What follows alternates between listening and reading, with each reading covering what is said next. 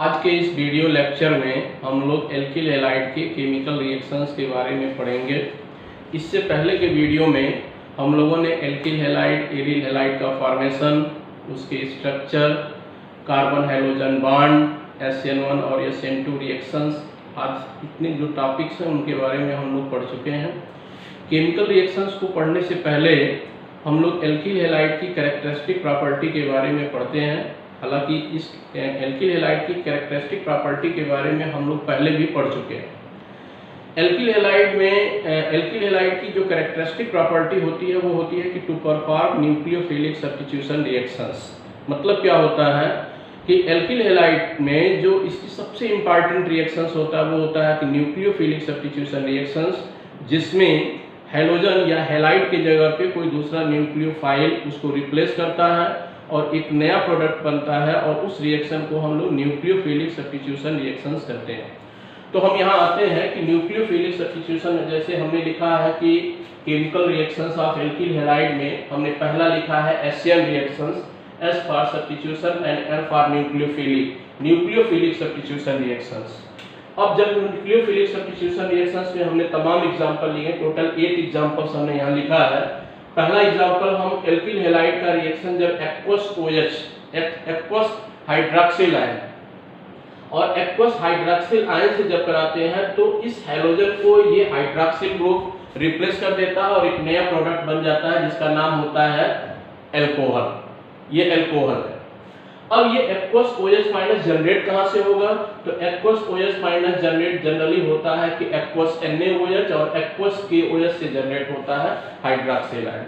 और aqueous NaOH की meaning मैं बता दूं कि एक्वस NaOH का मतलब क्या हुआ कि NaOH एक हाइड्रॉक्साइड सॉल्यूशन है जिसका वाटर में हमने सॉल्यूशन बना लिया। एक्वस NaOH का मतलब होता है कि solution of NaOH in water. Similarly solution of KOH in water is known as aqueous KOH। तो ये दोनों जो रिजेंट होते हैं, चाहे वो एक्वस NaOH हो या एक्वस KOH हो, ये हाइड्रॉक्सिल आयन जनरेट करता है और हाइड्रॉक्सिल आयन जो जनरेट होता है वो इस हैलोजन को रिप्लेस करता है और रिप्लेस करने के बाद एक एल्कोहल बना लेता है। दूसरी चीज, इससे पहले थोड़ा सा मैं एक चीज और बता दूं कि जब भी कोई एल्किल हैलाइड का न्यूक्लियोफिलिक सब्स्टिट्यूशन रिएक्शंस होता है तो उसमें हैलोजन को जो रिप्लेस करने वाला जो न्यूक्लियोफाइल होना चाहिए वो स्ट्रांग न्यूक्लियोफाइल होना चाहिए as compare to halide. Halogen से ज्यादा स्ट्रांग न्यूक्लियोफाइल होना चाहिए। तो यहाँ जितने भी न्यूक्लियोफाइल लिखे गए हैं सब के सब वो हैलोजन से स्ट्रांग न्यूक्लियोफाइल होते हैं। दूसरा एग्जांपल, तो इस रिएक्शन का हम यूज कन्वर्जन में भी कर सकते हैं कि अगर किसी एल्किल हैलाइड का कन्वर्जन उसके करस्पॉन्डिंग अल्कोहल में करना हो तो हम इस रिएक्शन को या इस रिएजेंट को यूज कर सकते हैं। दूसरा रिएक्शन हम लेते हैं कि एल्किल हैलाइड का रिएक्शन अल्कोहलिक KCl के साथ होता है, और अल्कोहलिक KCl के साथ होता है तो साइनाइड बनता है, एल्किल साइनाइड बनता है। और सेम अगर उसी एल्किल हैलाइड का रिएक्शन अगर AgCl के साथ होता है, सिल्वर साइनाइड के साथ होता है, तो RNC बनता है, आइसोसाइनाइड बनता है। ये साइनाइड बनता है और ये आइसोसाइनाइड बनता है। हम यहाँ की KCl के साथ क्यों साइनाइड बनता है और सिल्वर साइनाइड के साथ क्यों आइसोसाइनाइड बनता है, इस चीज को हम थोड़ा सा एक्सप्लेन यहाँ करते हैं। और एक्सप्लेन करने से पहले हम चौथा और पांचवा एग्जांपल्स भी पढ़ लेते हैं। ये दोनों एग्जांपल भी लगभग एक तरीके के हैं। उसी तरीके से एल्किल हैलाइड का रिएक्शन जब ये पांचवा और छठा एग्जांपल एक तरीके के हम पढ़ते हैं। चौथा एग्जांपल में यह है कि एल्किल हैलाइड का रिएक्शन जब अल्कोहलिक अमोनिया के साथ होता है तो एमाइड आयन बनता है, और एमाइड आयन इस हैलोजन को रिप्लेस कर देता है और करस्पॉन्डिंग एमाइन बन जाता है। तो एल्किल हैलाइड को अगर एमाइन में कन्वर्जन करना हो तो हम अल्कोहलिक NH3 रिएजेंट का यूज करते हैं, और ये भी एक न्यूक्लियोफिलिक सब्स्टिट्यूशन रिएक्शन का एक एग्जांपल है। आप पांचवें एग्जांपल में चलते हैं। तो एल्किल हैलाइड का रिएक्शन KNO2 के साथ करते हैं तो बन जाता है RONO, ये नाइट्राइट बन जाता है। और जब इसी एल्किल हैलाइड का रिएक्शन सिल्वर नाइट्राइट के साथ करते हैं तो बन जाता है एल्किल नाइट्राइट बन जाता है या नाइट्रो एल्केन बन जाता है। तो इन हम दूसरे तीसरे और पांचवें छठे को एक्सप्लेन करते हैं। ये साइनाइड है, जैसा कि हम ये जानते हैं कि साइनाइड एंड NC। सिमिलरली यहाँ की बात हम करते हैं तो NO2 एंड ONO। ये दोनों हमने जो न्यूक्लियोफाइल लिखा है, चाहे वो साइनाइड हो और आइसोसाइनाइड हो, और यहाँ नाइट्राइट हो या नाइट्रो हो, ये जो दोनों न्यूक्लियोफाइल हैं, ये इसको एम्बिडेंट न्यूक्लियोफाइल कहते हैं, AMBIDENT, एम्बिडेंट न्यूक्लियोफाइल कहते हैं। और एम्बिडेंट न्यूक्लियोफाइल का मतलब ऐसा होता है कि एक ऐसा न्यूक्लियोफाइल जिसमें अटैच होने वाले जो एटम्स हैं वो दो हों, बट वन टाइम में, एक समय में केवल एक ही एटम अगर लिंक होता है, तो ऐसे रीजेंट को या ऐसे न्यूक्लियोफाइल को हम कहते हैं एम्बिडेंट न्यूक्लियोफाइल। जैसे Cn में अगर C अटैच होता है, C भी अटैच हो सकता है और N भी अटैच हो सकता है। जब C अटैच होता है तो उसको हम बोलते हैं साइनाइड, और अगर N अटैच होता है तो उसको बोलते हैं आइसोसाइनाइड। तो ये Cn- और Nc- एम्बिडेंट न्यूक्लियोफाइल का एक एग्जांपल है। मैं फिर से बताऊं कि एम्बिडेंट न्यूक्लियोफाइल का मतलब होता है कि एक ऐसा न्यूक्लियोफाइल जिसमें अटैच होने वाला वो न्यूक्लियोफाइल है, तो nucleophile electron rich chemical species होता है। तो इसमें जो इलेक्ट्रॉन रिच केमिकल या इलेक्ट्रॉन रिच एटम्स जो होते हैं वो जुड़ते हैं। तो जो जुड़ने वाला एटम है, अगर कोई एक ऐसा न्यूक्लियोफाइल है जिसमें जुड़ने वाला एटम दो हो, बट एक समय में केवल एक ही जुड़ता हो, तो इस तरह के न्यूक्लियोफाइल को हम एम्बिडेंट न्यूक्लियोफाइल कहते हैं।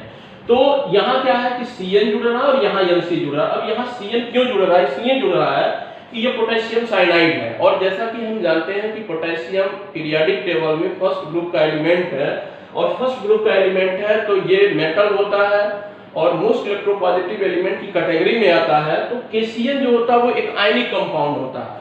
KCl एक आयनिक कंपाउंड है, और जब KCl का डिसोसिएशन होता है तो ये टूटता है ऐसे कि K+ एंड Cn-। चूंकि K Cl से जुड़ा हुआ है तो ये K+ और Cn- बनता है, C पे नेगेटिव चार्ज होता है, और इसलिए ये अटैचिंग एलिमेंट होता है। चूंकि ये इलेक्ट्रॉन रिच है एज कंपेयर टू नाइट्रोजन, इसलिए ये कार्बन इस न्यूक्लियोफाइल का जो कार्बन है वो एल्किल ग्रुप के कार्बन के साथ जुड़ता है, इसलिए ये साइनाइड बन जाता है। जब हम आते हैं AgCN के साथ रिएक्शन एल्किल हैलाइड का होता है तो Nc बनता है, Cn नहीं बनता, Nc आइसोसाइनाइड बनता है। उसका रीजन ये है कि ये बेसिकली है क्या कि AgCN कंप्लीटली आयनिक कंपाउंड नहीं है, इसमें कोवैलेंट कैरेक्टर ज्यादा है, और कोवैलेंट कैरेक्टर है तो इसमें ये जुड़ता ऐसे है, ये ऐसे जुड़ता है, ये ऐसे जुड़ा हुआ है AgCN में। तो जैसा कि हम देख पा रहे हैं कि सिल्वर और कार्बन के बीच में हमने यहाँ ये बॉन्ड, हम आयनिक कैरेक्टर ज्यादा होता है, कोवैलेंट कैरेक्टर ज्यादा होता है, और कोवैलेंट कैरेक्टर ज्यादा होने के कारण Ag के साथ जो कार्बन का अटैचमेंट है ये इसके पास टूटने की पॉसिबिलिटी कम होती है। जब ये यहाँ से टूटेगा ही नहीं तो फिर ये किसी दूसरे से लिंक नहीं हो पाएगा। तो ऐसे केस में यहाँ जो नाइट्रोजन है वो फ्री है, वो फ्री है, और इसी में ये जो फ्री नाइट्रोजन होता है वो इस एल्किल ग्रुप के कार्बन के साथ अटैच होता है, और जब N जुड़ता है तो उसको हम आइसोसाइनाइड कहते हैं। हम यहाँ आते हैं कि पोटेशियम नाइट्राइड का केस लेते हैं। पोटेशियम नाइट्राइड के केस में जब हम देखते हैं तो पोटेशियम नाइट्राइड का जो स्ट्रक्चर होता है वो बेसिकली ऐसे होता है कि ये K होता है, इसके साथ O, ये पोटेशियम नाइट्राइड का स्ट्रक्चर है। ये पोटेशियम नाइट्राइड का जब स्ट्रक्चर है या पोटेशियम नाइट्रो का स्ट्रक्चर है, तो इसमें क्या होता है कि इसमें ONO में O जो होता है इलेक्ट्रॉन रिच होता है, इलेक्ट्रॉन रिच एटम होता है, इसलिए इस पार्ट का जो ऑक्सीजन होता है वही एल्किल हैलाइड के कार्बन के साथ अटैच होता है, इसलिए फॉर्मेशन होता है RONO का या एल्किल नाइट्राइड का फॉर्मेशन होता है। अगर हम AgNO2 की बात करें तो फिर वही चीज है कि AgNO2 में कोवैलेंट कैरेक्टर ज्यादा होता है, क्योंकि ये डी ब्लॉक का एलिमेंट है।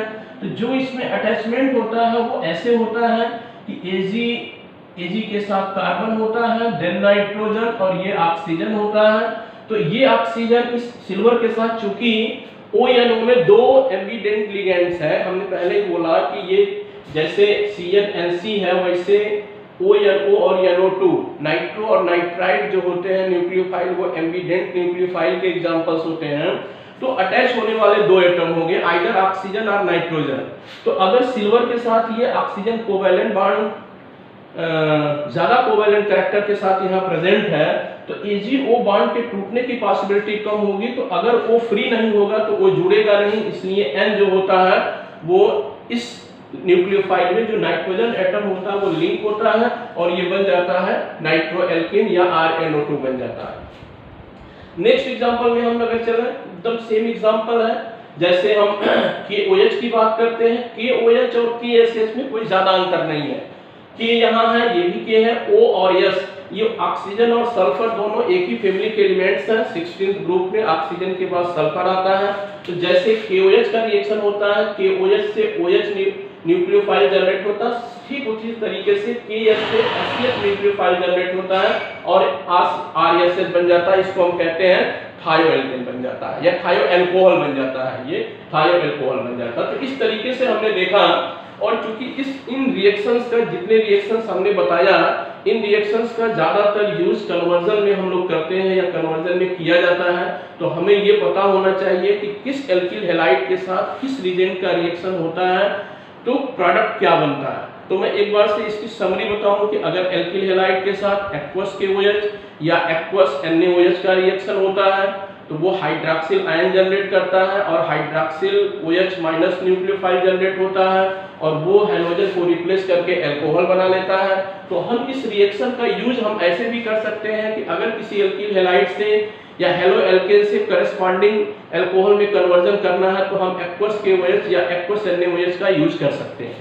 दूसरा एग्जांपल हमने KCN का लिया कि अगर KCN के साथ एल्किल हैलाइड का रिएक्शन होता है तो साइनाइड जो होता है न्यूक्लियोफाइल वो हाइड्रोजन को रिप्लेस करता है, लेकिन वही अगर उसी एल्किल हैलाइड का रिएक्शन अगर AgCN के साथ होता है तो वहां जो न्यूक्लियोफाइल जनरेट होता है वो साइनाइड आइसोसाइनाइड के रूप में होता है। वो एल्किल हैलाइड के कार्बन के साथ नाइट्रोजन जुड़ता है, इसलिए वो आइसोसाइनाइड के रूप में होता है।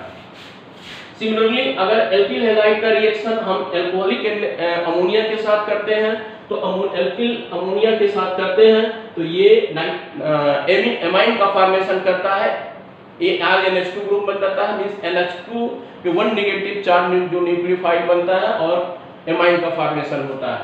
हम KNO2 के साथ अगर रिएक्शन करते हैं, पोटेशियम नाइट्राइड के साथ रिएक्शन करते हैं तो यहाँ क्या होता है कि हाइड्रोजन को रिप्लेस करता है ONO और ये बन जाता है एल्किल नाइट्राइड बन जाता है। बट उसी एल्किल हैलाइड का रिएक्शन जब हम AgNO2 के साथ करते हैं तो नाइट्रोएल्केन बनता है या एल्किल नाइट्रोएल्केन बनता है। और अगर RH का रिएक्शन KH के साथ करते हैं तो RSH सेम रिएक्शन जैसे KOH के साथ है वैसे KSH के साथ रिएक्शन है और थायोल यहाँ अल्कोहल बनता है, ये थायो अल्कोहल बनता है। तो इस तरीके से हमें रिएजेंट का फंक्शन पता होना चाहिए कि किस रिएजेंट को किस एल्किल हैलाइड के साथ किस रिएजेंट का जब हम रिएक्शन कराएंगे तो प्रोडक्ट क्या बनेगा, कौन सा न्यूक्लियोफाइल जनरेट होगा, ये हमें पता होना चाहिए। इसके बाद हम चलते हैं कि एल्किल हैलाइड का सबसे इंपॉर्टेंट जो रिएक्शंस हैं वो जो न्यूक्लियोफिलिक एल्किल हैलाइड का जो न्यूक्लियोफिलिक सब्स्टिट्यूशन रिएक्शंस है, तमाम न्यूक्लियोफिलिक सब्स्टिट्यूशन रिएक्शंस, उसमें सबसे इंपॉर्टेंट रिएक्शन है विलियमसन सिंथेसिस है। और विलियमसन सिंथेसिस इसलिए है कि with the help of Williamson synthesis हम एल्किल हैलाइड से स्टार्ट करके और ईथर का फॉर्मेशन करते हैं। अब ईथर का जब फॉर्मेशन करते हैं तो जो इसका बेसिक रिएक्शन है वो ये है, हम पहले बेसिक रिएक्शन की बात करें, वो बेसिक रिएक्शन है कि RH प्लस R-ONA और फॉर्मेशन होता है ROR का। ये क्या होता है, ईथर होता है, एक ईथर है। अब ये ईथर सिमेट्रिकल भी हो सकता है, अनसिमेट्रिकल भी हो सकता है। यहाँ हम देख रहे हैं, जैसा कि हम देख पा रहे हैं इस रिएक्शन में हो क्या रहा है कि एल्किल हैलाइड का रिएक्शन सोडियम एल्कोक्साइड या सोडियम फिनॉक्साइड के साथ अगर होता है तो एल्कोक्साइड और जो फिनॉक्साइड होता है वो एक न्यूक्लियोफाइल के रूप में होता है और वो न्यूक्लियोफाइल हाइड्रोजन को रिप्लेस करता है और ईथर का फॉर्मेशन होता है। अब यहाँ हमने लिखा है कि RH should be primary halide. अगर फॉर बेटर रिजल्ट हम चूंकि हमारा इस रिएक्शन का जो पर्पस है, जो टारगेट है, वो रिएक्शन में ये है कि ईथर का फॉर्मेशन करना है, तो ईथर का फॉर्मेशन ज्यादा से ज्यादा अमाउंट में हो। For better result of ether RH should be primary halide. जो RH होना चाहिए अगर वो प्राइमरी हैलाइड के रूप में है तो ईथर का जो फॉर्मेशन होगा उसकी अमाउंट जो होगी वो ज्यादा होगी, बेटर रिजल्ट मिलेगा। यहाँ क्या है कि R डैश ON में हमने लिखा है, और ये जो R डैश हमने लिखा है जिसको हम ये कह रहे हैं कि ये सोडियम एल्काक्साइड भी हम पढ़ सकते हैं। अगर R dash primary alkyl group भी हो सकता है, सेकेंडरी अल्काइल ग्रुप भी हो सकता है, टर्शियरी अल्काइल ग्रुप भी हो सकता है, हैलाइड भी हो सकता है, alkyl halide, primary alkyl halide, secondary alkyl halide या टर्शियरी एल्किल हैलाइड भी हो सकता है। इसके साथ साथ ये R डैश की जगह पे फिनाइल ग्रुप भी हो सकता है। फिनाइल ग्रुप का मतलब ये कि अगर हम ये बात करें कि फिनाइल ग्रुप का मतलब ये हो गया कि हम R डैश ONA को हम एक दूसरे फॉर्म में भी लिख सकते हैं, जैसे सोडियम फिनॉक्साइड भी लिख सकते हैं। हम यहाँ जैसे R डैश ONA की बात करें तो ये CH3ONA भी हो सकता है, CH3 ट्वाइस ONA भी हो सकता है। इसी तरीके से ये CH3 थ्राइस ONA भी हो सकता है। थोड़ा सा हम इसको करेक्शन कर दें, ये हमने एक बार मैं इसको करेक्शन कर दूं, ये सोडियम मेथॉक्साइड है जिसमें R डैश ये ऐसे हो गया, इसको हम ऐसे भी लिख सकते हैं, RCH2ONA भी लिख सकते हैं, इसको हम R2CHONA भी लिख सकते हैं, इसको हम R3CONA भी लिख सकते हैं, या अगर हम फिनॉक्साइड आयन की बात करें तो ये इसको हम ऐसे भी लिख सकते हैं, ये भी हो सकता है। मतलब क्या हुआ, अब इसको अगर हम ये कह रहे हैं कि ये इसका बेसिक रिएक्शन है, और इस बेसिक रिएक्शन में होता क्या है कि एल्किल हैलाइड का हैलोजन OR डैश न्यूक्लियोफाइल के द्वारा, जिसको हम एल्काक्साइड कहें या फिनॉक्साइड आयन कहें, जो एक न्यूक्लियोफाइल के रूप में है, वो उसको रिप्लेस करता है और ईथर का फॉर्मेशन करता है। चूंकि विलियमसन सिंथेसिस जो होता है वो SCN2 मैकेनिज्म को फॉलो करता है, SCN2 मैकेनिज्म को फॉलो करता है। और SCN2 मैकेनिज्म के बारे में हम लोगों ने पहले ही पढ़ लिया है कि अगर किसी एल्किल हैलाइड का nucleophilic substitution reactions SCN2 mechanism को फॉलो करता है तो उसमें प्राइमरी एल्किल हैलाइड के साथ जो रिएक्शन होता है वो सबसे फास्ट होता है, देन सेकेंडरी के साथ और टर्शियरी के साथ इसका रिएक्शन सबसे स्लो होता है। तो SCN2 रिएक्शन की बात हम अगर करें तो इसीलिए हमने कहा कि विलियमसन सिंथेसिस से ईथर के बेटर रिजल्ट के लिए जो IX होना चाहिए वो प्राइमरी एल्किल हैलाइड होना चाहिए। और प्राइमरी एल्किल हैलाइड इसलिए क्योंकि ये जो रिएक्शन है, ये रिएक्शन SCN2 मैकेनिज्म को फॉलो करता है।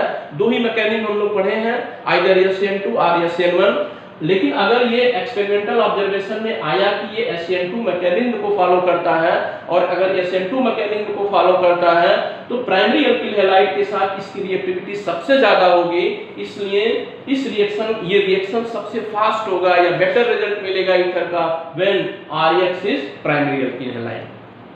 ठीक है, इस केस में हम एक और भी एग्जांपल्स पढ़ते हैं कि अगर टर्शियरी एल्किल हैलाइड हो जाता है तो क्या होता है, टर्शियरी एल्किल हैलाइड होगा तो भी ईथर का फॉर्मेशन होगा। ऐसा नहीं है कि ईथर का फॉर्मेशन नहीं होगा, बट केवल ये होगा कि ईथर का जो रिजल्ट होगा बहुत पुअर रिजल्ट होगा, और उसमें एक साइड प्रोडक्ट के रूप में एल्कीन का भी फॉर्मेशन होगा, क्योंकि जब यहाँ ये अगर R डैश टर्शियरी नेचर का होगा तो ये बेस की भी तरह काम करेगा, और बेस की तरह जब काम करेगा तो एलिमिनेशन रिएक्शन हो जाएगा, एलिमिनेशन रिएक्शन भी हो जाएगा। अगर ये RH जो है वो टर्शियरी नेचर का होगा तो ये जो होगा वो बेस की भी तरह काम करेगा।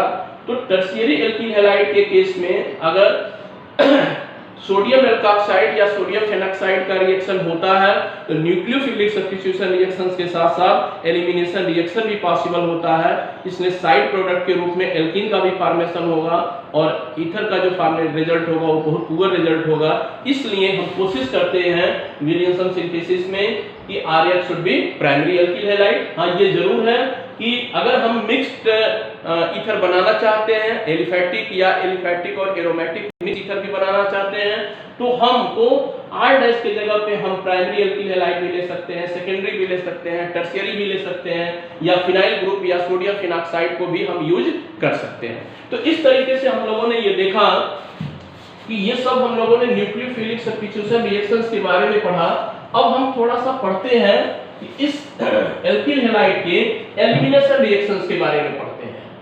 एलिमिनेशन रिएक्शन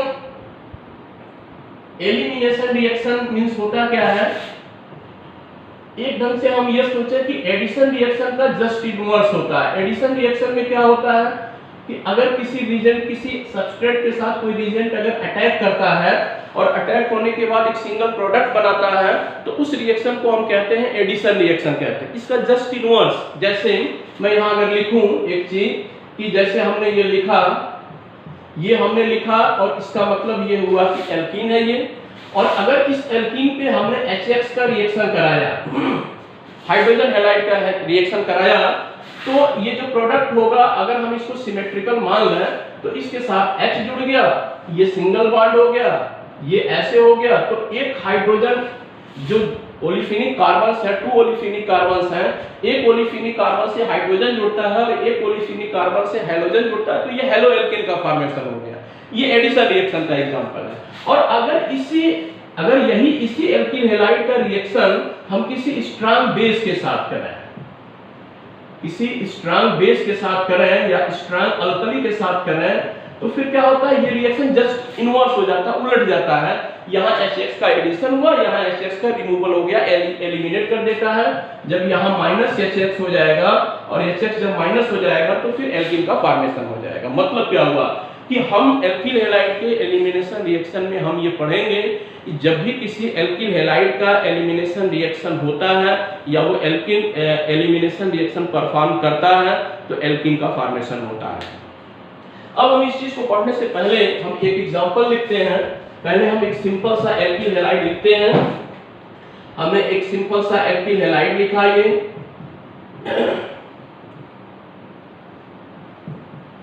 ये एल्कीन हैलाइड में लिख रहा हूं।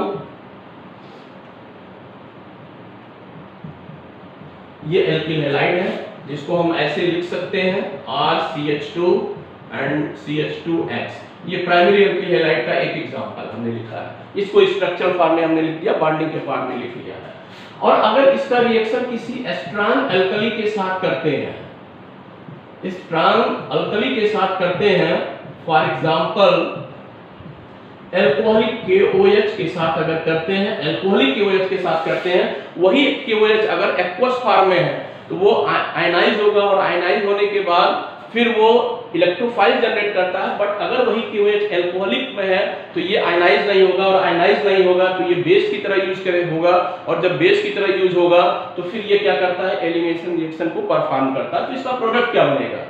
अब इसका प्रोडक्ट में अगर मैं लिखूं तो प्रोडक्ट को ऐसे लिखा जाता है, ऐसे हम लिख सकते हैं, ये प्रोडक्ट है, ये प्रोडक्ट लिख लिया हमने।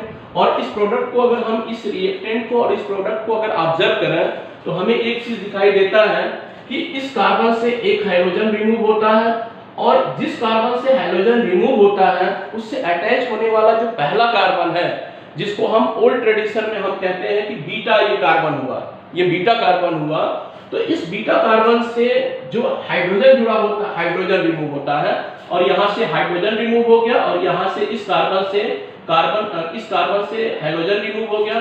और जब ये रिमूव हो गया, HX रिमूव हो गया, ये HX जब रिमूव हो गया तो रिमूव होने के बाद क्या बना दिया कि ये एल्कीन का फॉर्मेशन हो गया। तो ये एलिमिनेशन रिएक्शन का एक एग्जांपल है।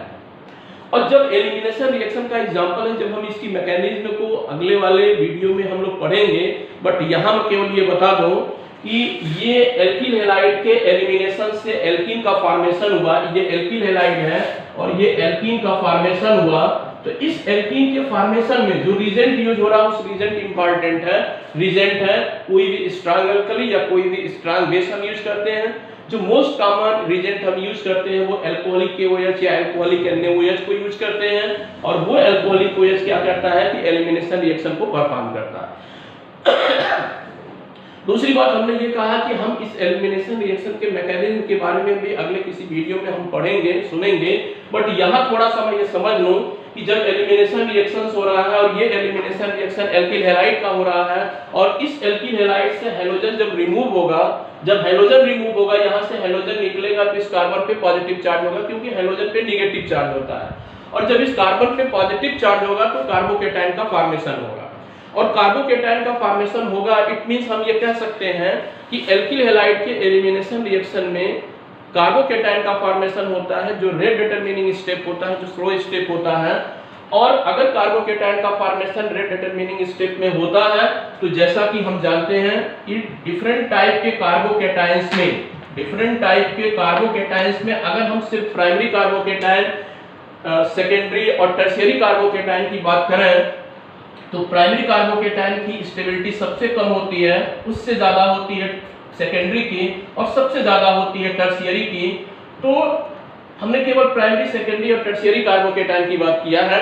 तो टर्शियरी कार्बोकेटायन की जो स्टेबिलिटी होती है वो सबसे ज्यादा होती है। इट मींस कि जो ये जिस एलिमिनेशन रिएक्शन के बारे में हम पढ़ रहे हैं उस एलिमिनेशन रिएक्शन का जो रेट होगा वो टर्शियरी एल्किल हैलाइड के साथ सबसे तेज होगा as compare to secondary and primary. तो हम ये कह सकते हैं कि जो ये एलिमिनेशन रिएक्शन हम एल्किल हैलाइड का पढ़ रहे हैं उस एल्किल हैलाइड में अगर प्राइमरी, सेकेंडरी और टर्शियरी में कंपेयर करने की बात हो तो प्राइमरी एल्किल हैलाइड के साथ ये रिएक्शन सबसे स्लो होगा, सेकेंडरी के साथ उससे तेज होगा और टर्शियरी एल्किल हैलाइड के साथ ये जो एलिमिनेशन रिएक्शन होगा सबसे फास्ट होगा। तो और इस चीज को हमने किस आधार पे बताया? ऑन द बेसिस ऑफ ये जो हमने ऑर्डर डिसाइड किया या एक्सप्लेन किया on the basis of stability of carbocation, stability of carbocation. Carbocation की स्टेबिलिटी के आधार पे हमने ये बताया कि out of primary, secondary and tertiary alkyl halide the rate of elimination reaction is fast, is maximum with tertiary alkyl halide. अब हम दूसरी बात कहते हैं कि इस रिएक्शन का जो ये एलिमिनेशन रिएक्शन है, इस एलिमिनेशन रिएक्शन को हम बीटा एलिमिनेशन भी कहते हैं। जो हमने यहाँ एग्जांपल लिखा है ये बीटा एलिमिनेशन का भी एग्जांपल है। और बीटा एलिमिनेशन इसलिए क्योंकि ये एल्किल हैलाइड का एलिमिनेशन रिएक्शन है और एल्किल हैलाइड का एलिमिनेशन रिएक्शन है तो ये है कि इसमें हाइड्रोजन रिमूव होता है और अगर हाइड्रोजन रिमूव होता है तो हाइड्रोजन जिस कार्बन से रिमूव होता है, जिस कार्बन से एलिमिनेट होता है उससे जुड़ने वाला जो डायरेक्ट पहला कार्बन होता है उस कार्बन से हाइड्रोजन निकलता है और उस कार्बन को हम बीटा कार्बन कहते हैं and that is why this type of elimination reaction is known as beta elimination. अब एक चीज हम और पढ़ लेते हैं, इस एलिमिनेशन को, एल्किल हैलाइड के एलिमिनेशन को हम पढ़ रहे हैं तो हम एक चीज और पढ़ रहे हैं कि अगर कोई ऐसा एल्किल हैलाइड है जिसके एलिमिनेशन से या जिसके जब हम किसी बेस से उसको ट्रीटमेंट कराते हैं एलिमिनेशन रिएक्शन होता है एंड टू एल्कीन्स के, दो डिफरेंट एल्कीन्स के बनने की पॉसिबिलिटी होती है तो उस alkene, out of two alkenes the alkene is the major product which is most substituted, या ये कहें कि जिस एल्कीन में कार्बन से ज्यादा एल्किल ग्रुप्स अटैच होंगे वो उसकी स्टेबिलिटी, हम ये कह रहे हैं कि जिस एल्कीन की स्टेबिलिटी ज्यादा होगी वो मेजर प्रोडक्ट होगा। तो जैसे एग्जांपल के लिए हम लेते हैं, ये एग्जांपल मैं लिख रहा हूं, ये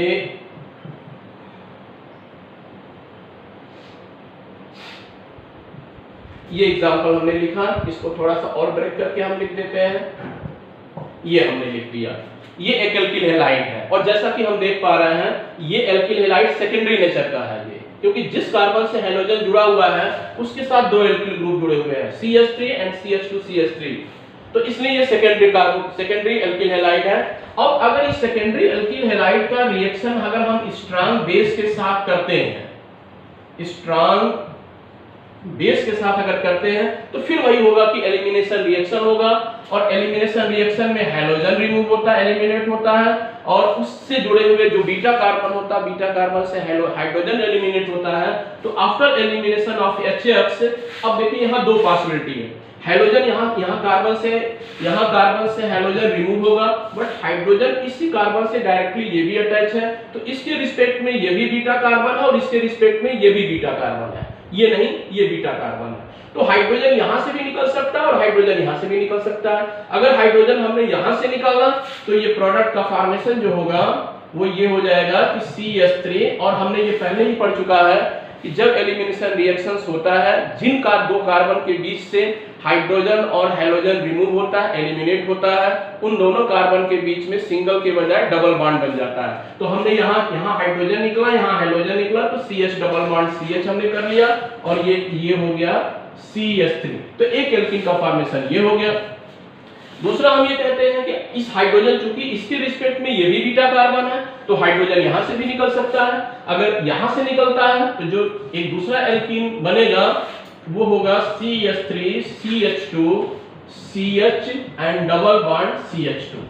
तो हम ये देख ले रहे हैं कि ये क्या हो जाएगा, ब्यूट 2 इन होगा और ये क्या होगा, ब्यूट 1 इन होगा। दो डिफरेंट एल्कीन्स मिल गए और ये दोनों एल्कीन्स एक दूसरे के पोजीशन आइसोमर्स होंगे। खैर इसकी बात यहाँ हमें दिख गया, इसलिए हमने बता दिया कि ये दोनों चूंकि आइसोमर हैं, दोनों का मॉलिक्यूलर फार्मूला सेम है, बट यहाँ जो डबल बॉन्ड की पोजीशन है वो फर्स्ट कार्बन से जुड़ा हुआ है, यहाँ डबल बॉन्ड सेकंड कार्बन से जुड़ा हुआ है, तो डबल बॉन्ड की पोजीशन में अंतर है and that is why this two alkenes are examples of position isomers. अब हम यहाँ ये बात करते हैं कि हमने ये कहा कि अगर कोई एल्किल हैलाइड ऐसा है कि जिसके एलिमिनेशन से एक से ज्यादा या 2 एल्कीन्स बनने की पॉसिबिलिटी होती है, तो इन दोनों में मेजर प्रोडक्ट क्या होगा, और मेजर जो प्रोडक्ट होगा कि वह एल्कीन होगा जिसकी स्टेबिलिटी ज्यादा होगी। Alkene with more stability is the major product. अब कौन सा एल्कीन की स्टेबिलिटी ज्यादा होगी वो इस बात पे डिपेंड करता है कि जो दोनों ओलिफेनिक कार्बन्स होते हैं या जिन दो कार्बन के बीच में डबल बॉन्ड जुड़ा होता है, जिन दो कार्बन के बीच में डबल बॉन्ड बना हुआ है, उन कार्बन से जितना ही ज्यादा एल्किल ग्रुप्स अटैच होते हैं उस एल्कीन की स्टेबिलिटी ज्यादा होती है, और जिस एल्कीन की स्टेबिलिटी ज्यादा होती है वो मेजर प्रोडक्ट होता है। तो यहाँ भी हम देख पा रहे हैं कि ये कार्बन ओलिफेनिक कार्बन और ये कार्बन ओलिफेनिक कार्बन, इस कार्बन के साथ केवल 2 हाइड्रोजन जुड़े हुए हैं और इस कार्बन के साथ एक हाइड्रोजन है और एक एल्काइल ग्रुप है। और अगर हम इस कार्बन की बात करें, इस एल्कीन की बात करें, तो इस एल्कीन में 2 कार्बन है, एक कार्बन के साथ मिथाइल ग्रुप जुड़ा हुआ है और इस कार्बन के साथ भी मिथाइल ग्रुप जुड़ा हुआ है। तो इस एल्कीन में 2 एल्काइल ग्रुप्स हैं, इस एल्कीन में ओनली 1 एल्काइल ग्रुप्स है।